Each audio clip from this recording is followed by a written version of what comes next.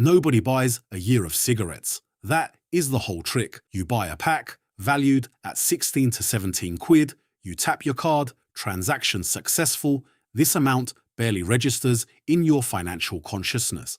Next, you buy a bottle of vape liquid, a fiver here, a pod there, pocket money numbers, and because the spending arrives in tiny bits and as painless daily doses, almost nobody who smokes or vapes in Britain has ever sat down and worked out the real annual figure.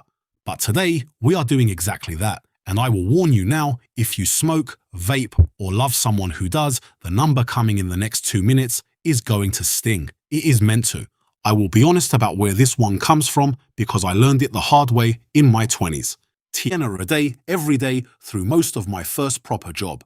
I genuinely believed it cost me a few quid a day, nothing really. Then, one January, trying to work out why my savings account was permanently embarrassed, I went through 3 months of bank statements with a highlighter. The corner shop appeared 87 times. 87. I sat there doing the multiplication with a feeling I can only describe as cold, and that was at old prices. The habit was quietly out-earning my pension contributions. If you have ever said the words, "It's my only vice," while tapping your card at the corner shop, subscribe. I make UK finance simple every day. One number at a time. Bikazu at UK Finance. We believe every quid has its story. Right, let's dive in. Let's work the 2026 numbers because they have climbed faster than most smokers have noticed. Britain now has some of the most expensive cigarettes on the planet, and this is on purpose. Duty rises with an automatic escalator year after year, and a fresh one-off increase is already scheduled for October 2026 this year. After the latest rises, the average pack of 20 now sits between £16 and £18, with premium brands clearing £18 and heading for £19. Anyone who quit 5 years ago and still remembers that a pack back then cost you a tenner is remembering a different country. Run the basic maths and it stops being pocket money very fast. Tenner a day, half a pack, is roughly £2,900 a year. 20 a day is about £5,840 a year at the average price, and a pack-a-day smoker on a premium brand is past £6,500. Let those disturbing numbers settle for a second. The average annual energy bill for a 2 to 3 person household is around £1,720. The bill everyone talks about, the bill governments fall over. A 20-a-day habit is more than 3 of those every single year, and it never makes the news because it leaves the account 16 quid at a time. So what does this actually mean for you? Try the 90-second version of what I did with the highlighter. Open your banking app, search the shop where you usually buy them, count last month's visits, multiply by your usual spend, then multiply by 12. Do not estimate count.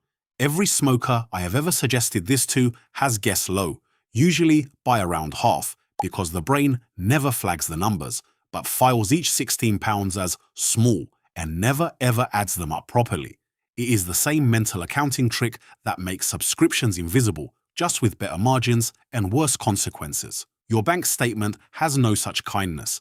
It just tells you what the habit actually earns. And before anyone vaping feels smug, your turn. Vaping is genuinely far cheaper than smoking, that part is true, but it is not free and it is about to get dearer. Since the disposables ban in June 2025, most vapers run refillable or pod kits, and the typical amount spent lands anywhere from £30 to £135 a month, depending on your setup. Call it £400 to £1,600 a year. And from the 1st of October 2026, a new vaping products duty lands, costing £2.20 of duty on every 10 milliliter bottle, plus VAT on top, roughly £2.64 extra at the till. A refillable kit vapor who runs around £320 a year now will be closer to £480 after the duty. Still a fraction of smoking, but a proper chunk of money for something most users mentally file under basically nothing. And tobacco duty rises again on exactly the same day, so the gap between the two habits stays, but both floors are rising. There is also a bigger shift underneath all of this. The new Tobacco and Vapes Act means anyone born on or after the 1st of January 2009 will never legally be sold cigarettes in this country at all. The habit you are costing today is one Britain has formally decided to price out and phase out. The direction of travel on price only goes one way. Now stretch the timeline, because this is where the number stops stinging and starts genuinely hurting. A smoker who starts at 18 and carries on for 40 years at today's prices gets through roughly £250,000 of cigarettes, £262,800 before a single future duty rise, and there is a fresh rise already scheduled. That is not the price of a house deposit. In most of Britain, that is the price of a house, and the opportunity cost twists the knife further. £5,840 a year going into a pension or a stocks and shares ASA instead, compounding quietly for those same 40 years, would realistically build a six-figure pot doing absolutely nothing clever. The habit does not just cost what it costs what that money would have become. Here is the honest bit, because this channel does not sell fairy tales in any direction, and I am not going to stand here pretending this is about willpower, because nicotine is genuinely addictive and quitting is genuinely very hard, and I know that from the inside because it took me 3 attempts and I was insufferable during all of them. Nobody smokes because they cannot do arithmetic, and the industry pricing model depends on you never doing this particular arithmetic, on the habit staying filed as a daily rounding error rather than a 5-figure annual line item. All this video asks is that you know your real number. What you do with it is entirely your business. With that said, if the number does push you to act, the support side has quietly become very good. NHS stop smoking services are free. They roughly triple your odds of quitting successfully compared with going cold turkey, and even the switch from cigarettes to a basic refillable vape. Whatever you think of vaping cuts a 20-a-day smoker's spend by around £5,000 a year overnight. There are also the smaller livers, buying by the pouch rather than the pack, setting the habit a fixed weekly budget in cash, or the classic that actually works, moving each week's cigarette money into a separate account on payday and watching it pile up where you can see it. 1 month's visible pile is worth 10 lectures from anyone, me included.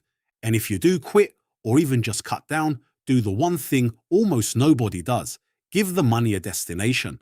£250 a month vanishing back into the current account just gets absorbed. £250 a month with a standing order into an ISA the day after payday becomes a holiday in year 1, a car in year 3, and a genuinely startling sum in year 10. The habit trained you to spend that money without noticing. Use the same trick in reverse. My own 87 trips to the corner shop, by the way, eventually became a standing order of exactly the same amount. It felt like a gimmick at the time. It is currently the oldest and largest chunk of my ISA. And every time I check the balance, I think about that highlighter. Best boring decision I ever made. If you learned something from this video, hit that subscribe button. I'll see you in the next one.